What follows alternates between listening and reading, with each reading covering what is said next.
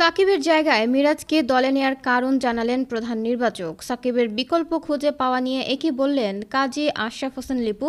সৌম্যর জায়গায় ইমন, রাকিবুল হাসান ও শেখ মাহেদীকে দলে নেয়ার কারণ ব্যাখ্যা করলেন প্রধান নির্বাচক।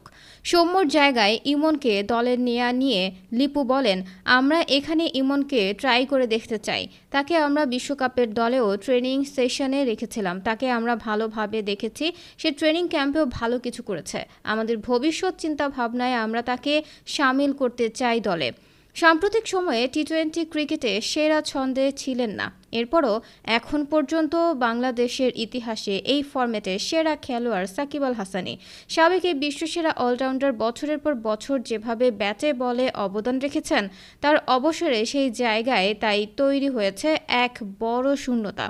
প্রধান নির্বাচক গাজী আশরাফ হোসেন লিপু মনে করেন, ২০ ওভারের ক্রিকেটে সাকিবের বিকল্প ক্রিকেটার নেই তাদের হাতে। ভারতের বিপক্ষে সিরিজ দিয়ে বাংলাদেশ শুরু করবে এই ফরম্যাটে সাকিববিহীন যাত্রা।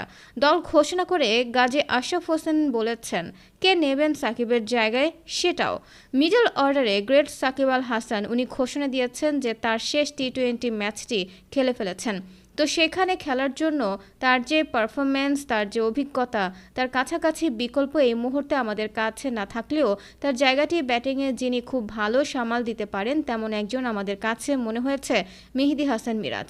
তিনি সেই জায়গাটি নেবেন। মিরাজকে নিয়ে গাজী আশরাফ হোসেন বলেন, আগে আমরা যে তাকে বিশ্বকাপ দলে সম্পৃক্ত করিনি, মূল কারণ ছিল আমরা তার টেস্ট এবং ওয়ানডে ক্রিকেটে ব্যাটিং ও বোলিং গুরুত্ব সহকারে বিবেচনা করেছিলাম, যাতে টি-20 খেলার যে একটা আগ্রাসন আছে সেটা তার ব্যাটিংয়ে যেন প্রভাব না রাখে, কিংবা বোলিং করতে গেলে প্রথম পাওয়ার প্লেতে যেভাবে বোলিং করতে হয় সেই জায়গাতে আমরা ভালো অপশন মনে করিনি। সে যে প্রচলিত বোলিং করে সেটা যেন কোনোভাবে বিঘ্ন না ঘটে।